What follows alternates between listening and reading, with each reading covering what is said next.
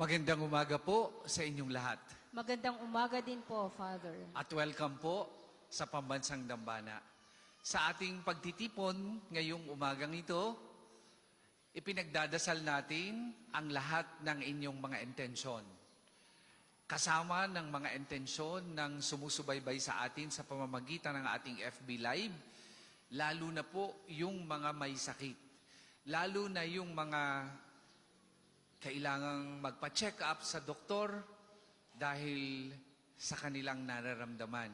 Sa pamamagitan ni Santo Padre Pio, hihilingin natin sa Diyos na nawa itong ating mga karamdamang ito, be it spiritual, physical, emotional, psychological, or mental, ay maging daan para tayo ay magtiwala at umasa sa Panginoon.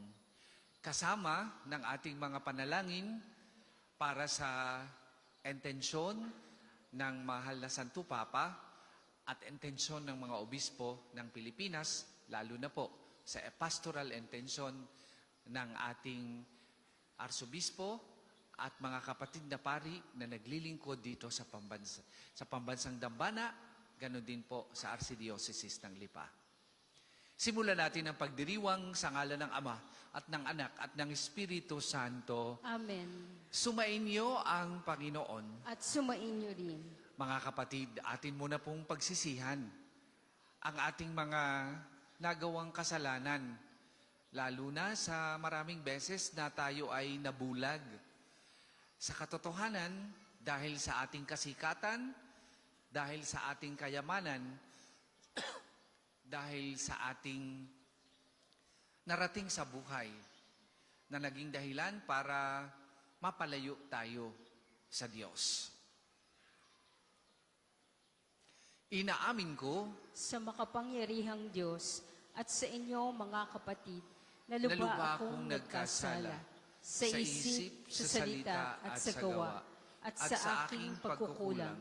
Kaya isinasamo ko sa mahal na Birheng Maria, sa lahat ng mga anghel at mga banal, at sa inyo mga kapatid, na ako'y ipanalangin sa Panginoong ating Diyos. Kaawaan tayo ng makapangyarihang Diyos, patawarin tayo sa ating mga kasalanan, at patnubayan tayo sa buhay na walang hanggan. Amen.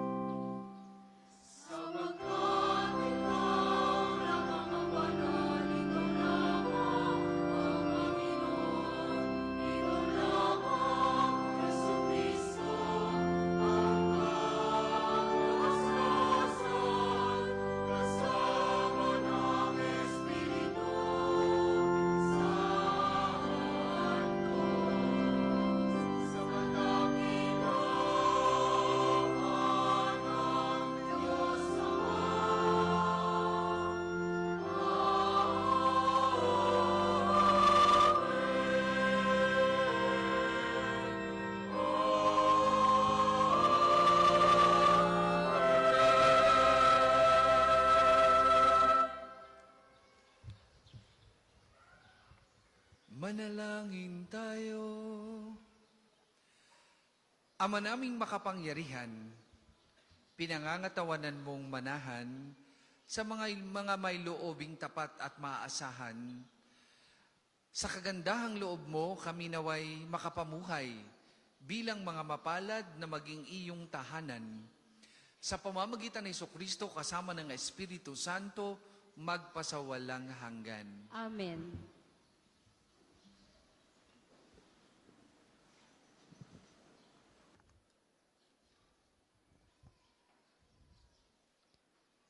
Pagbasa mula sa aklat ni Propeta Jeremias. Ito ang sinasabi ng Panginoon. Parurusahan ko ang sinumang tumatalikod sa akin at nagtitiwala sa kanyang kapwa, sa lakas ng mga taong may hangganan ang buhay. Ang katulad niya'y halamang tumubo sa ilang, sa lupang tigang at sa lupang maalat na walang ibang tumutubo. Walang mabuting mangyayari sa kanya, ngunit maligaya ang taong nananalig sa poon. Pagpapalain ang umaasa sa kanya. Ang katulad niya'y halamang nakatanim sa tabi ng batisan. Ang mga ugat ay patungo sa tubig. Hindi ito manganganib kahit dumating ang tag-init, sapagkat mamamalaging luntian ang mga dahon nito. Kahit di umulan ay wala itong alalahanin, patuloy pa rin itong mamumunga. Ang salita ng Diyos. Salamat sa Diyos.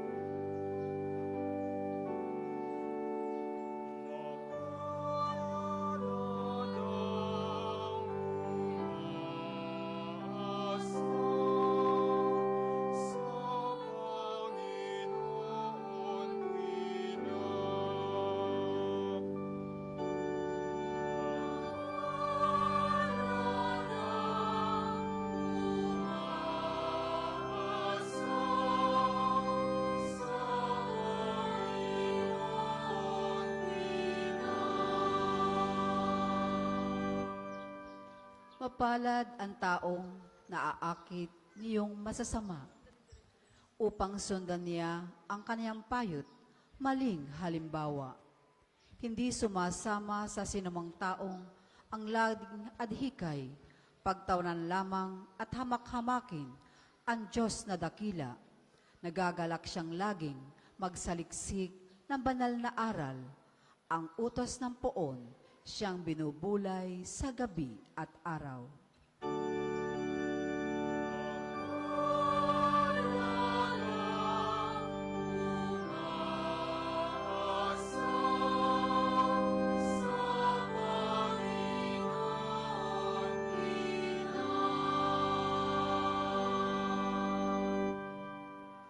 Ang katulad niya'y isang punong kahoy sa tabing batisan. Sariwa ang dahot, laging namumunga sa kapanahunan, at anumang gawin ay nakatitiyak na magtatagumpay.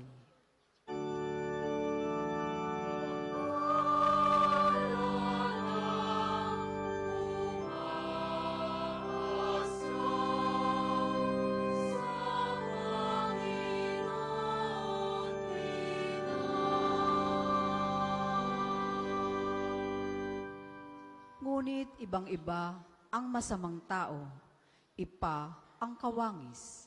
Siya'y natatangay at ipapadpad kung hangi umihip. Sa taong matuwid ay Panginoon siyang mag-iingat, ngunit kailanman ang mga masama ay mapapahamak.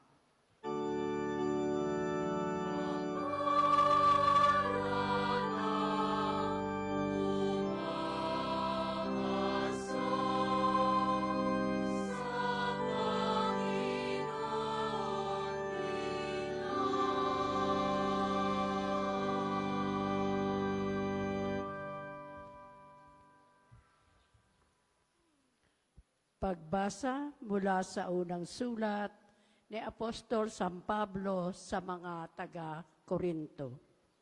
Mga kapatid, kung ipinangangaral naming si Kristo'y muling nabuhay, ano't sinasabi ng ilan sa inyo na hindi bubuhaying muli ang mga patay? Kung hindi bubuhaying muli ang mga patay, hindi rin muling binuhay si Kristo. At kung hindi muling binuhay si Kristo, kayo'y hindi pa nahahango sa inyong mga kasalanan at walang katuturan ang inyong pananampalataya. Hindi lamang iyan, lilitaw pa na ang lahat ng namatay na nanalig kay Kristo ay napahamak. Kung ang pag-asa natin kay Kristo ay para sa buhay na ito lamang, tayo na ang pinakakawawa sa lahat ng tao. Ngunit ang totoo, si Kristo'y muling binuhay bilang katibayan na muling bubuhayin ang mga patay. Ang salita ng Diyos. Salamat sa Diyos. Magsitayo po ang lahat.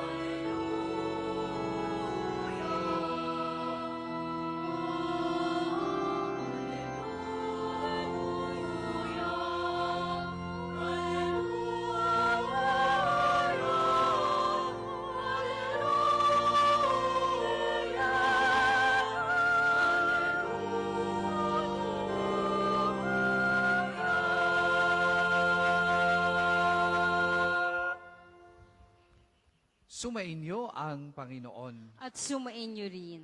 Ang mabuting balita ng Panginoon ayon kay San Lucas. Papuri sa iyo, Panginoon.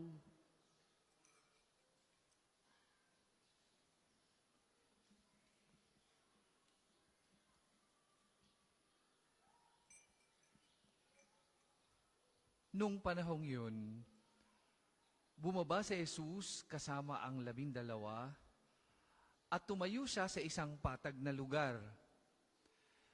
Naroon ang marami sa kanyang mga alagad at ang napakaraming tao buhat sa Judea at Jerusalem at sa mga bayan sa baybaying dagat ng Tiro at Sidon. Tumingin si Jesus sa mga alagad at kanyang sinabi, "Mapalad kayong mga dukha, sapagkat ang Diyos ang maghahari sa inyo. Mapalad kayong mga nagugutom ngayon, sapagkat kayo'y bubusugin.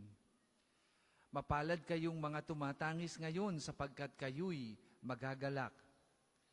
Mapalad kayo kung dahil sa anak ng tao'y kayo'y kinapupuutan at ipinagtatabuyan at inaalimura ng mga tao at pati ang inyong pangalan ay kinasusuklaman. Magala kayo at lumukso sa tuwa kung ito'y mangyari, sapagkat malaki ang inyong gantimpala sa langit. Gayon din ang ginawa ng kanilang mga ninuno sa mga propeta. Ngunit sa aba ninyong mayayaman ngayon, sapagkat nagtamasa na kayo ng kaginhawahan. Sa aba ninyong mga busog ngayon, sapagkat kayo'y magugutom. Sa aba ninyong nagsisitawa ngayon, sapagkat kayo'y magdadalamhati at magsisitangis. Sa aba ninyo kung kayo'y pinupuri ng lahat ng tao, sapagkat gayon din ang ginawa ng kanilang mga ninuno sa mga bulaang propeta. Mga kapatid, ang mabuting balita ng Panginoon. Pinupuri ka namin, Panginoong Heso Kristo.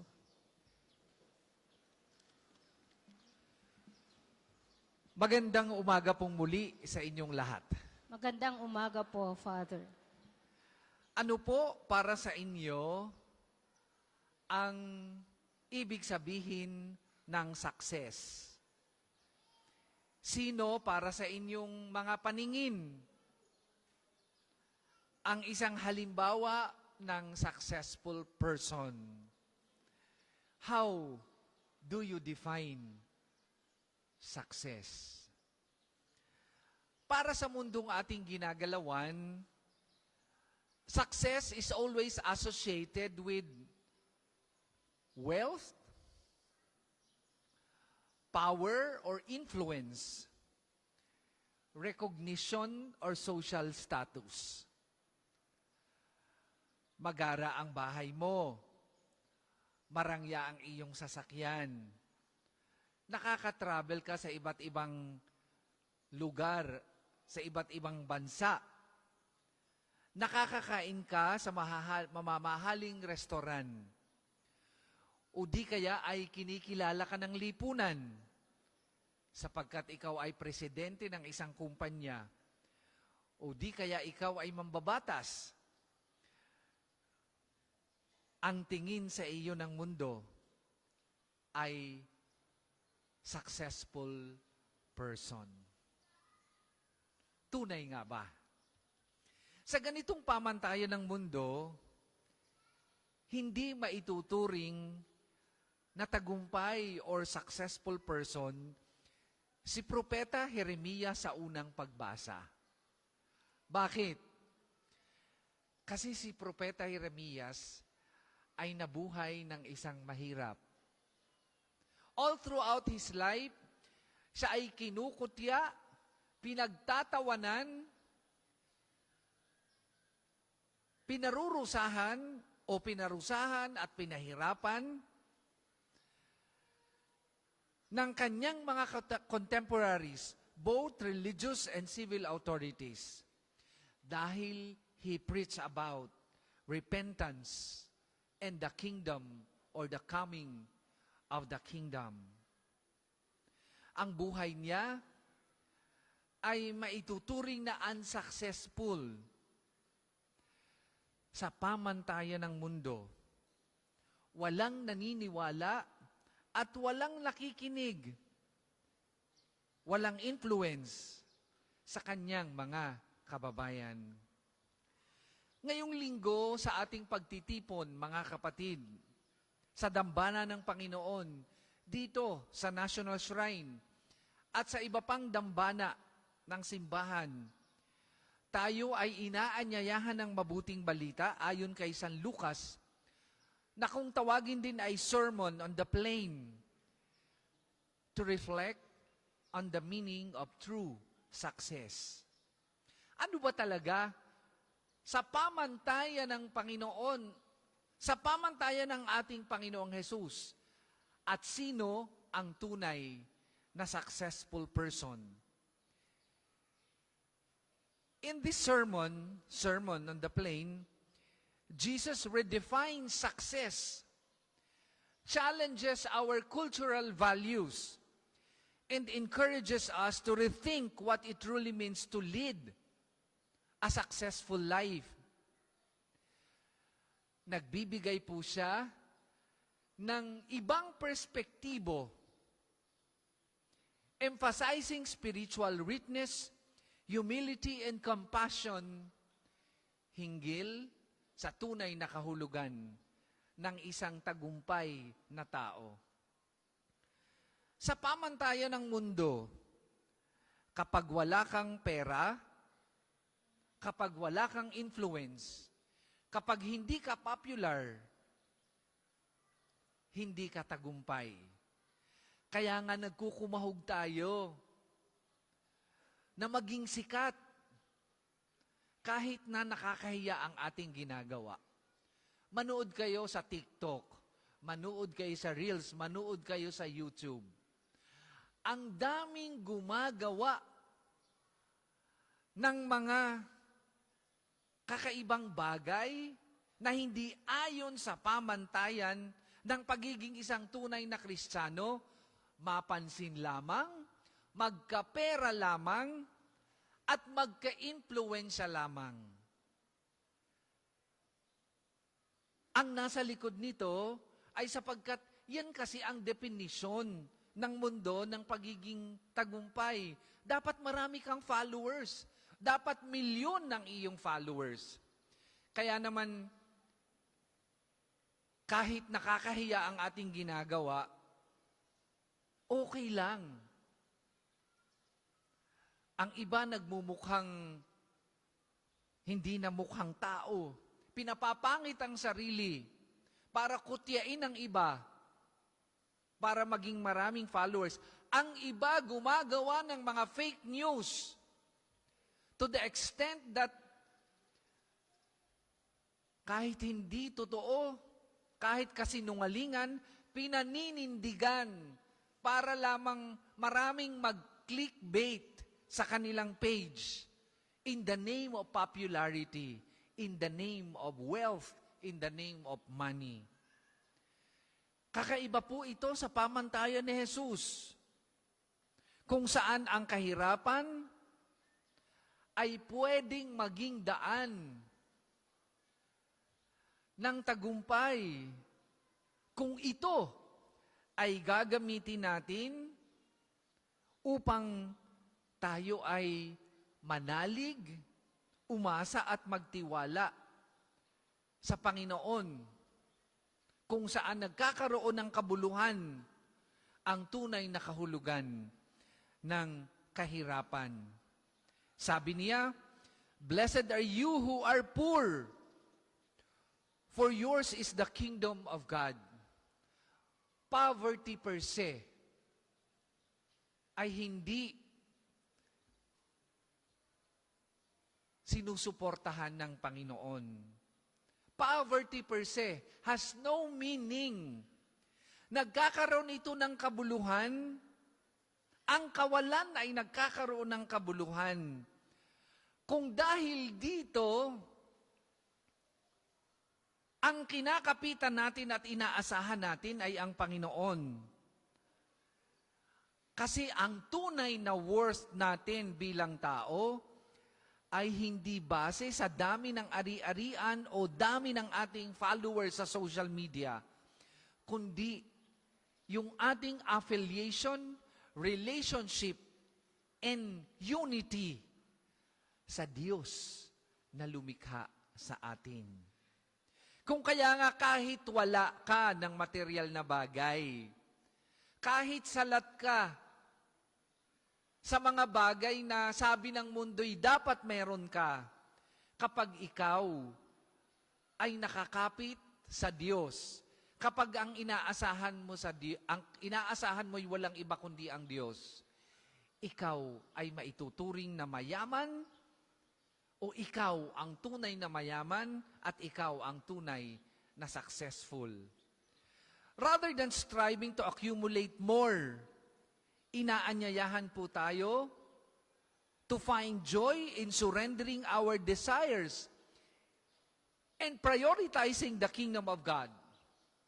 In this way, we become part of a community that values love, generosity, and service over competition and consumption. Hindi ninyo kailangan ng mga Louis Vuitton bag. Hindi ninyo kailangan ng Chanel. Sapagkat hindi ito magdadala sa tunay na tagumpay. Ang kailangan ninyo ay Diyos. Blessed you who hunger now, for you will be satisfied. Or blessed are you who hunger now, for you will be satisfied. Blessed are you who weep now, for you will laugh.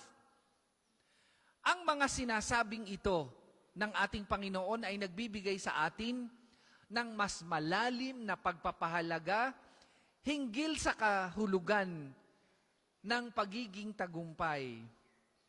Success is not about leading a comfortable and pain-free life. Instead, it is found in moments of longing and compassion. Blessed are you who are excluded and reviled on account of the Son of Man. Dito, iniha-highlight ng ating Panginoon ang tunay na kahulugan ng tagumpay na nagsasabing ang pagsunod sa ating Panginoon may come at a cost. Ang tawag ay the cost of discipleship. Following Him might lead to rejection or misunderstanding. However, this is not a failure. Rather, it is a badge of honor. Huwag tayong matakot na alimurahin, pagalitan, at sumpain kung ang ipinapangaral natin ay tungkol sa kaharian ng Diyos. Meron po akong napanood na video. Isang senior citizen sa ibang bansa, sumakay sa tren at nangaral ng mabuting balita. Walang ano-ano.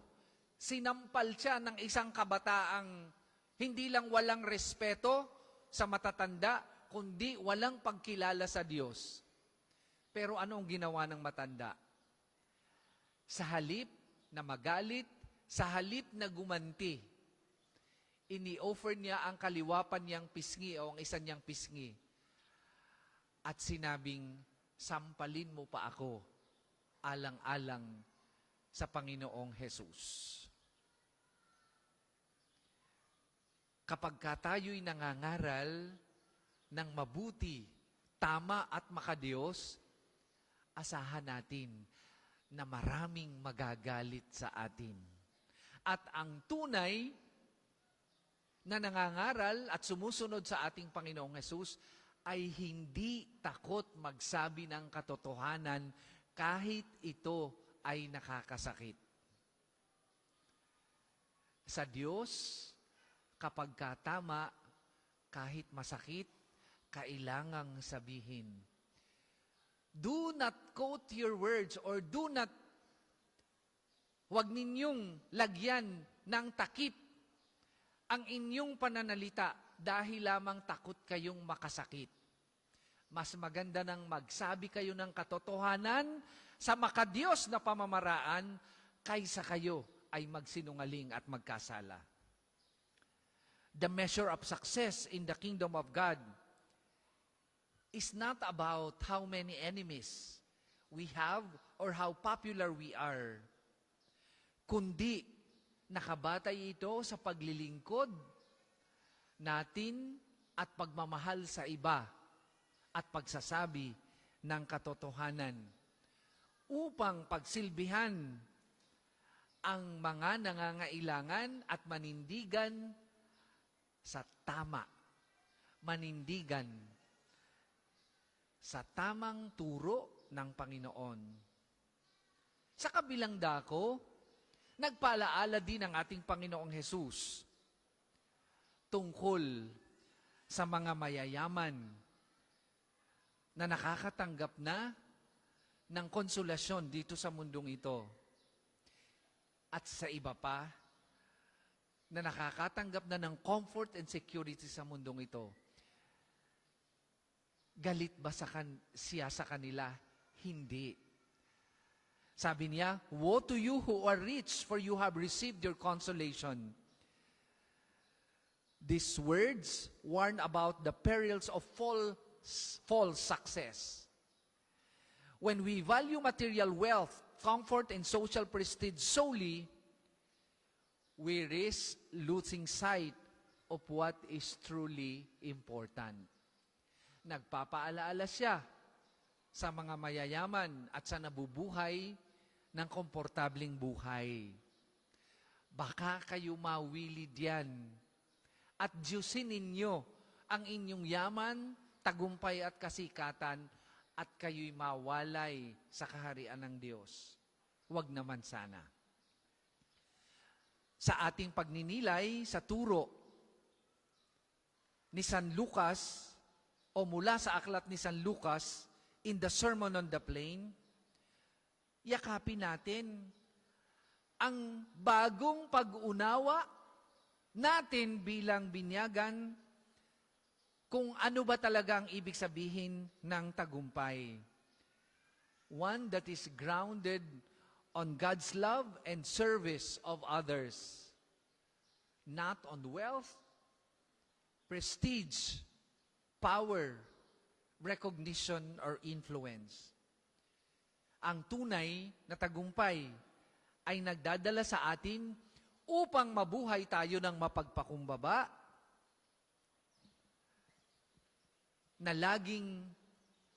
nagiging makatarungan at kinukultivate sa puso natin na maging mapagmalasakit sa paghihirap at kahirapan o sa paghihirap at sakit ng mundo ng ating mga kababayan at ng ating kapwa. Sana sa paglisa natin sa lugar na ito, magkaroon tayo ng tapang upang isabuhay ang tunay na kahulugan nito ayon sa turo ni Kristo.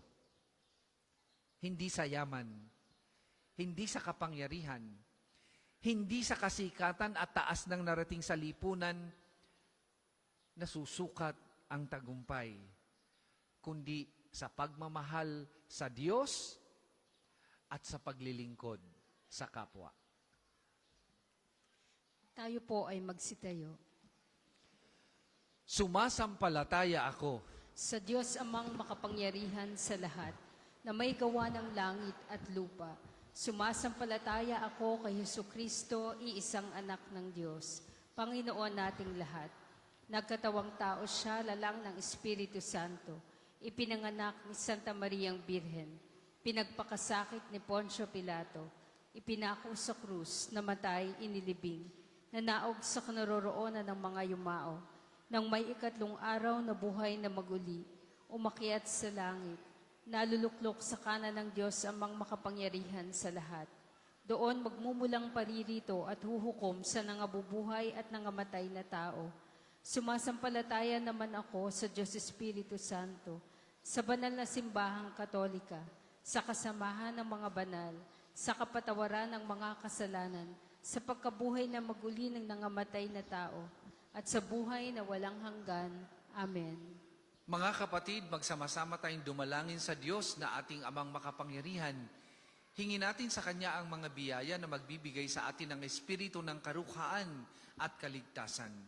Sa bawat kahilingan natin pong itutugon, Panginoon, dinggin mo kami. Panginoon, dinggin mo kami.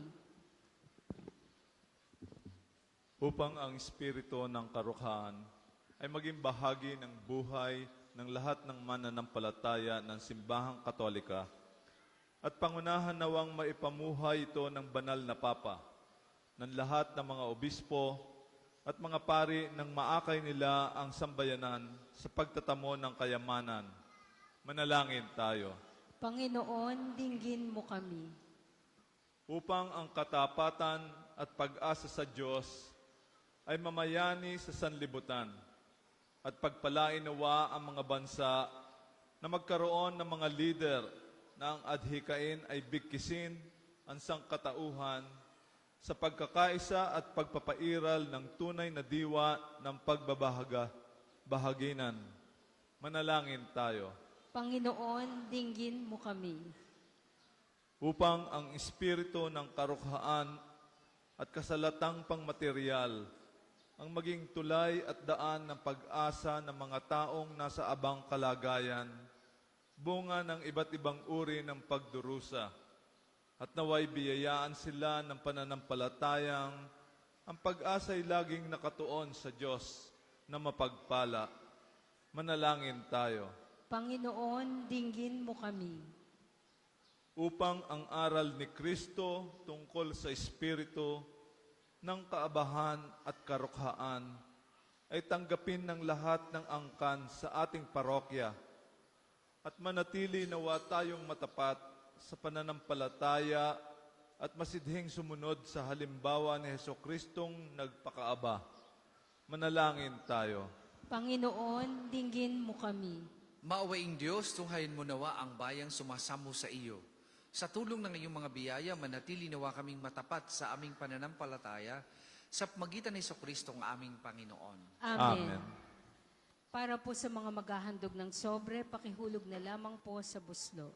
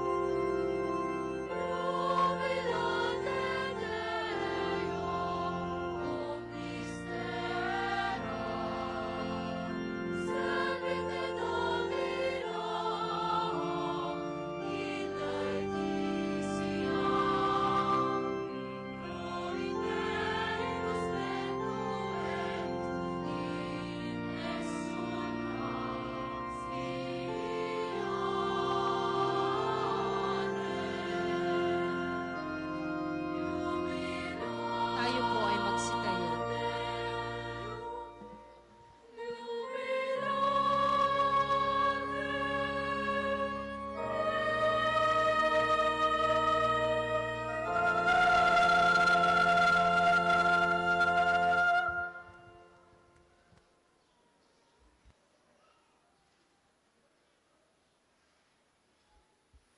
Manalangin kayo mga kapatid upang ang paghahain natin ay kalugdan ng Diyos amang makapangyarihan. Tanggapin nawa ng Panginoon itong paghahain sa iyong mga kamay, sa kapurihan niya at karangalan, sa ating kapakinabangan at sa buong sambayanan niyang banal. Ama naming lumikha, kami naway dalisayin at panibaguhin ng aming gaganaping paghahain. Kami naway itaguyod ng gagawin namin ito sa pagnanais naming sundin ang loob mo sa pamamagitan ni Jesucristo kasama ng Espiritu Santo magpasawalang hanggan. Amen. Sumainyo ang Panginoon. At sumainyo rin. Itaas sa Diyos ang inyong puso at diwa. Tinaas na namin sa Panginoon. Pasalamatan natin ang Panginoong ating Diyos. Marapat na siya ay pasalamatan. Ama naming makapangyarihan, turing ang marapat na ikaw ay aming pasalamatan. Nasa iyong aming buhay, pagkilos at pag-iral sa pamumuhay namin araw-araw. Tinatamasa namin ang iyong pagmamahal sa pag-ibig mong ipinunla sa sangkatauhan ng Espiritu Santo'y unang aning bigay ng anak mong naglagak sa amin ng katiyakang nakalaang mabuhay kami sa piling mo kailanman. Kaya kaisa ng mga anghel na nagsisiawit ng papuri sa iyo, nang walang humpay sa kalangitan, kami nagbubunyi sa iyong kadakilaan.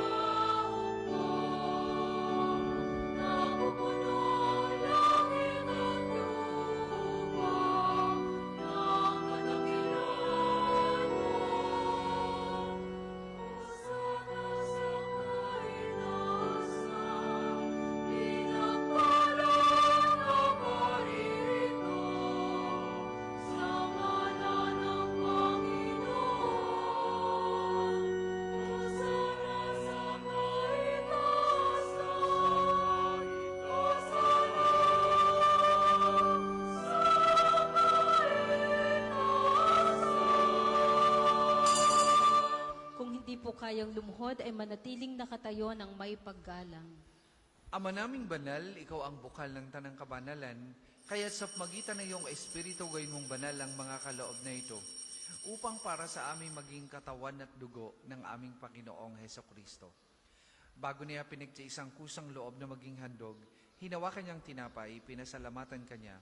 Pinaghati-hati niya yon, iniabot sa kanyang mga alagad at sinabi, "Tanggapin ninyong lahat ito at kanin. Ito ang aking katawan na ihahandog para sa inyo."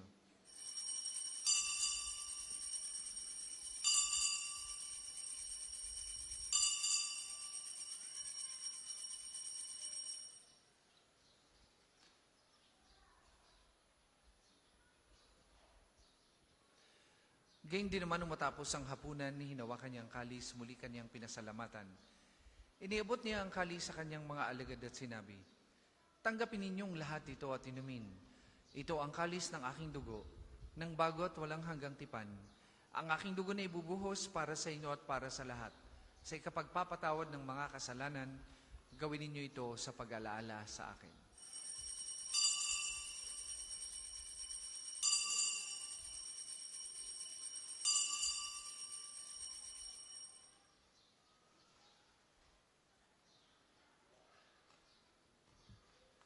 Ipagbunyi natin ang misteryo ng pananampalataya.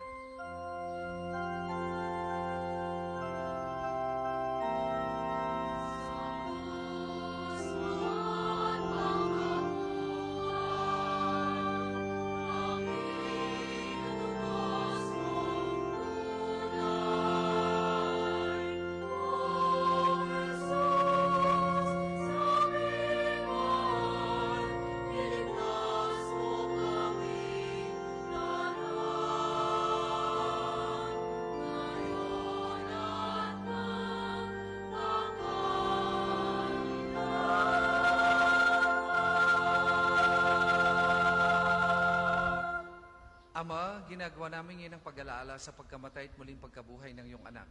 Kaya tinaali namin sa iyong tinapay na nagbibigay buhay at ang kalis na nagkakaloob ng kaligtasan. Kami nagpapasalamat dahil kami iyong minarapat na tumayo sa harap mo para maglingkod sa iyo. Sinasamo namin kami magsasalo-salo sa katawan at dugo ni Kristo ay mabuklod sa pagkakaisa sa magitan ng Espiritu Santo. Ama, lingapin mo yung simbahang laganap sa buong daigdig. Puspusin mo kami sa pag-ibig kay San Francisco na aming Papa at ni Gilbert na aming Obispo at ng Tanang Kaparian. Alalahanin mo rin ang mga kapatid naming nahimlay nang may pag-asang sila'y muling mabubuhay gayon din ang lahat ng mga pumanaw. Kaawaan mo sila at patuloyin sa iyong kaliwanagan. Kaawaan mo at pagindapating kaming lahat na makasalo sa iyong buhay na walang wakas. Kaisa ng mahal na Birheng Maria na Ina ng Diyos, ni San Jose na kanyang kalinis-linis ang esposo, kaisa ng mga apostol at ng lahat ng mga banal na namuhay dito sa daigdig ng kalugod-lugod sa iyo. May ipagdiwang nawa namin ang pagpupuri sa ikararangal mo sa magitan ng iyong anak na aming Panginoong Heso Kristo. Sa pamamagitan ni Kristo kasama na sa Kanya, ang lahat ng parangal at papuri ay sa iyo, Diyos amang makapangyarihan, kasama ng Espiritu Santo, magpasawalang hanggan.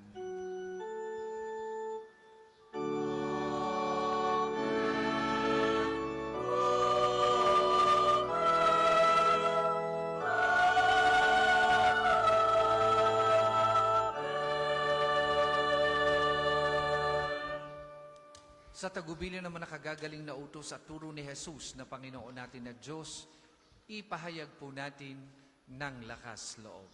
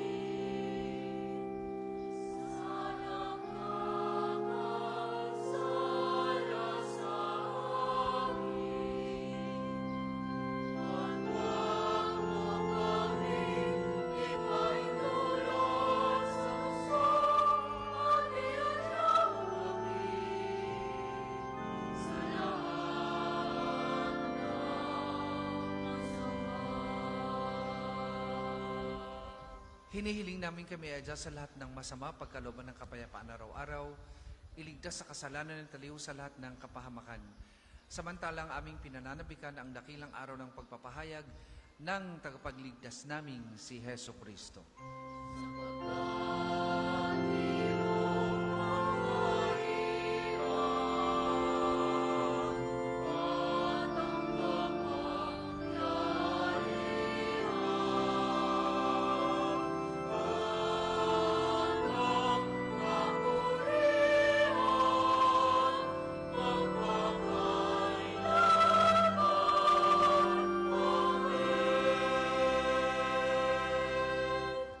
Panginoong Hesukristo, sinabi mo sa iyong mga apostol, kapayapaan ang iniiwan ko sa inyo, ang aking kapayapaan ang ibinibigay ko sa inyo. Tunghayan mo ang aming pananampalataya at huwag ang aming mga pagkakasala. Pagkalooban mo kami ng kapayapaan at pagkakaisa ayon sa iyong kalooban, kasama ng Espiritu Santo, magpasawalang hanggan. Amen. Ang kapayapaan ng Panginoon ay lagi pong sumainyong lahat. At sumainyo rin. Magbigayan po kayo at maghangad ng kapayapaan sa isa't isa.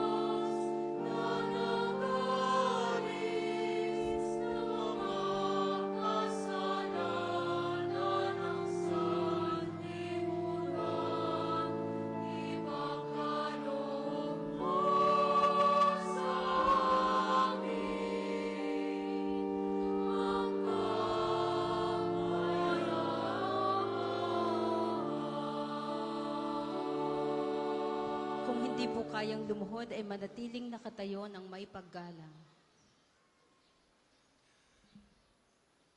Mga kapatid, ito ang kordero ng Diyos. Ito ang nag-aalis ng mga kasalanan ng sanlibutan. Mapalad ang mga inaanyayahan sa kanyang banal na piging. Panginoon, hindi ako karapat-dapat na magpatuloy sa iyo, ngunit sa isang salita mo lamang ay gagaling na ako.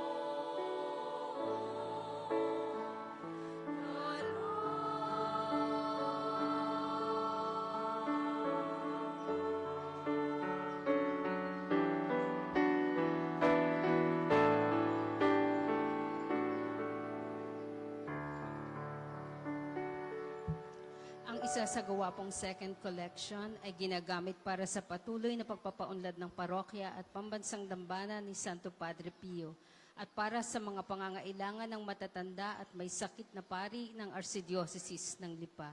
Salamat po sa inyong handog.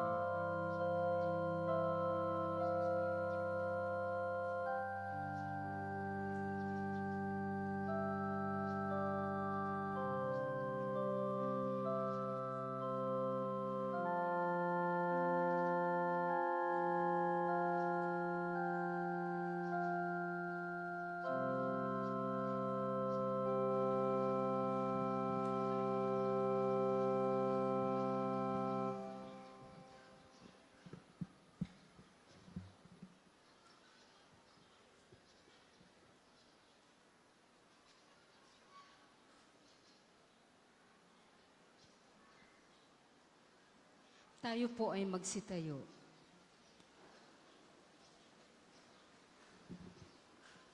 Let us manalangin tayo. Ama naming makapangyarihan, kaming pinapagsalo mo sa banal na pakikinabang, ay gawin mong laging manabik na pagsaluhan ang kaloob mong ito sa aming ikabubuhay sa pamamagitan ni Jesucristo kasama na Espiritu Santo magpasawalang hanggan. Amen. Sama-sama po nating dasalin ang mga sumusunod na panalangin. Panalangin ng pagtitiwala kay Santo Padre Pio. Padre Pio, taga Pietrelcina, Mongheng Banal, Pintakasing Santo ng Milenyong Kasalukuyan, gabay namin sa pagtahak sa landasing makalangit, takbuhan sa pangangailangan, huwaran ng pagtitiis.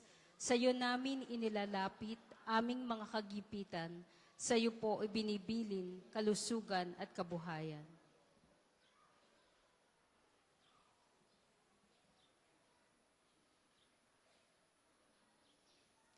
Di man karapat-dapat kami po ay pagbigyan, bendisyonan at basbasan maging ganap sa buhay. Lumayo nawa kami umiwas sa kasalanan, lumapit lagi sa Diyos, maging matatag at matibay. Sa mabuting balita ng pagliligtas, turuan mo kami nawa. Sa tuwin ay makinig, magnilay at sumampalataya. Amin pong pakiusap itong mga kahilingan. Puso ay nagsisisi, nagtitikang taimtiman. Di na muling magkasala, sunod lagi sa Diyos Amang, kaisa ng Espiritu at ni Jesus na tagapamagitan. Amen. Panalangin para sa pagkakamit ng indulhensya plenarya ngayong taon ng Hubileo. Sumasampalataya ako sa Diyos Amang makapangyarihan sa lahat, na may gawa ng langit at lupa.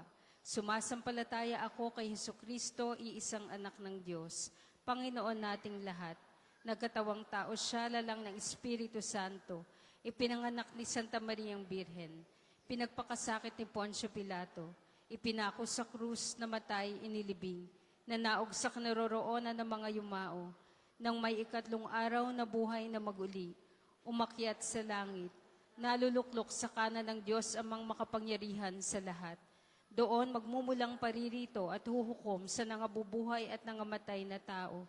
Sumasampalataya naman ako sa Diyos Espiritu Santo, sa banal na simbahang katolika, sa kasamahan ng mga banal, sa kapatawaran ng mga kasalanan, sa pagkabuhay na maguli ng nangamatay na tao, at sa buhay na walang hanggan. Amen. Ama namin, sumasalangit ka, sambahin ang ngalan mo, mapasa amin ang kaharian mo, sundin ang loob mo dito sa lupa para nang sa langit. Bigyan mo kami ngayon ng aming kakanin sa araw-araw at patawarin mo kami sa aming mga sala para ng pagpapatawad namin sa nagkakasala sa amin. At huwag mo kaming ipahintulot sa tukso at iadya mo kami sa lahat ng masama. Amen. Aba, Ginoong Maria, napupuno ka ng grasya. Ang Panginoong Diyos ay sumasa iyo. Bukod kang pinagpala sa babaeng lahat at pinagpala naman ang iyong anak na si Jesus. Santa Maria, Ina ng Diyos, ipanalangin mo kaming makasalanan, ngayon at kung kami mamamatay. Amen. Magsiupo muna po para sa mga patalastas. Una, sa inyo pong pagdalaw dito sa Pambansang Dambana, pakiingatan po ang inyong mga personal na gamit. Hangad namin ang isang matiwasay at maayos na pagbisita dito sa National Shrine. Ikalawa, tanda ng katapatan at pagpapasalamat ng Pambansang Dambana sa inyong tulong at donasyon. Makikita po ngayon sa screen ang total collections ng nagdaang linggo. Salamat po sa patuloy na kagandahang loob. Ikatlo, tayo pong lahat ay inaanyayahan sa isang dinner concert for a cause na pinagmagatang Love Beyond Time, a musical journey with Vince Conrad. Nagaganapin ngayong February 23, 6 p.m. sa Provincial Capitol Compound, Batangas City. Ang programang ito ay may layuning makatulong sa pagkakaroon ng APEX Scholarship Program at APEX Community Projects. Ang mga ticket po ay available sa ating opisina. Ikaapat, ngayon po ay taon ng Hubileo. Sa inyong pagdalaw dito sa Pambansang Dambana bilang isang Jubilee Church, kayo po ay inaanyayahan naming magpatatak ng inyong pilgrim's cart na nakapaloob sa Pilgrim's Prayer Guidebook na available sa ating opisina.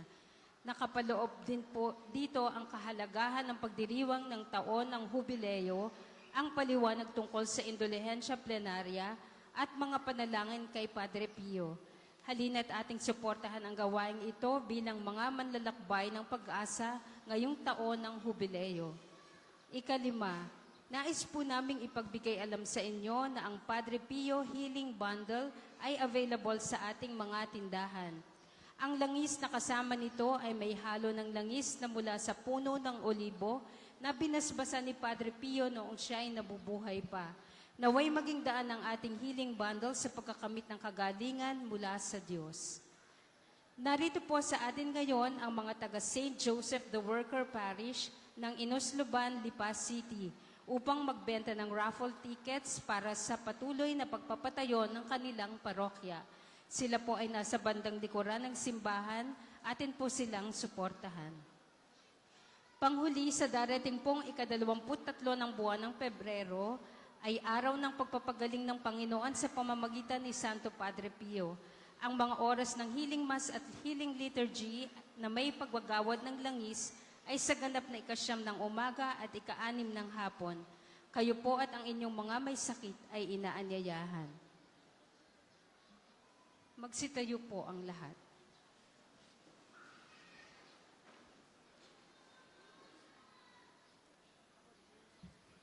Suportahan po natin si Father Dale Barreto Co at ang St. Joseph Parish para sa kailang pinapangarap na isang dambana at parokya ni San Jose. Si Father Dale po ang kauna-unahang kura paroko ng Pambansang Dambana or Parish of St. Padre Pio na noon ay hindi pa Pambansang Dambana.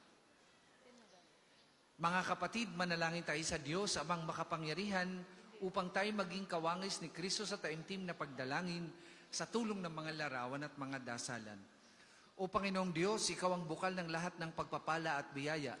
Ibuhos mo ngayong bendisyon sa mga gamit na ito sa pananalangin, mga rosaryo, imahin, dasalan, nagpapalala ng kabutihan, kabanal at pagmamahal sa amin. Upang lahat na dumulog at magdasal gamit ang mga ito ay magtamo ng iyong awat biyaya. Lobin mong tularan lang kabanalan at aral ng Panginoon at ng mga santo, magpasawalang hanggan. Amen. Tayo pong lahat, Ama namin, sumasalangit ka. Sambahin ang ngalan mo. Mapasa amin ang kaharian mo. Sundin ang loob mo dito sa lupa para nang sa langit. Bigyan mo kami ngayon ng aming kakanin sa araw-araw. Patawarin mo kami sa aming mga sala, para ng pagpapatawad namin sa nagkakasala sa amin. At huwag mo kaming ipahintulot sa tukso, at iadya mo kami sa lahat ng masama. Amen. Aba, Ginoong Maria, napupuno ka ng grasya, ang Panginoong Diyos ay sumasa iyo.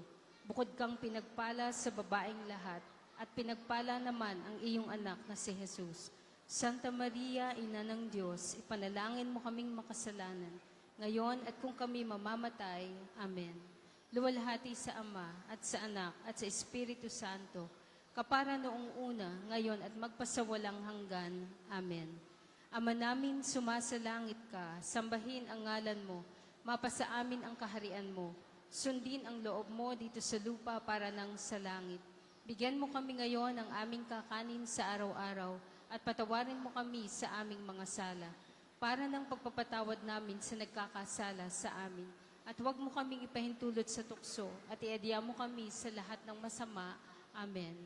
Aba, Ginoong Maria, napupuno ka ng grasya. Ang Panginoong Diyos ay sumasa iyo. Bukod kang pinagpala sa babaeng lahat, at pinagpala naman ang iyong anak na si Jesus. Santa Maria, Ina ng Diyos, ipanalangin mo kaming makasalanan, ngayon at kung kami mamamatay. Amen. Luwalhati sa Ama, at sa Anak, at sa Espiritu Santo, kapara noong una, ngayon at magpasawalang hanggan. Amen. Ama namin, sumasalangit ka, sambahin ang ngalan mo, mapasa amin ang kaharian mo, sundin ang loob mo dito sa lupa para nang sa langit. Bigyan mo kami ngayon ng aming kakanin sa araw-araw, at patawarin mo kami sa aming mga sala, para ng pagpapatawad namin sa nagkakasala sa amin, at huwag mo kaming ipahintulot sa tukso, at iadya mo kami sa lahat ng masama. Amen. Aba, Ginoong Maria, napupuno ka ng grasya. Ang Panginoong Diyos ay sumasa iyo. Bukod kang pinagpala sa babaeng lahat at pinagpala naman ang iyong anak na si Jesus. Santa Maria, Ina ng Diyos, ipanalangin mo kaming makasalanan, ngayon at kung kami mamamatay. Amen. Sumainyo ang Panginoon At sumain niyo rin. at pagpalain kayo ng makapangyarihang Diyos, Ama, Anak at Espiritu Santo. Amen. Tapos na po ang ating pagdiriwang, humayo kayong mapayapa. Salamat sa Diyos.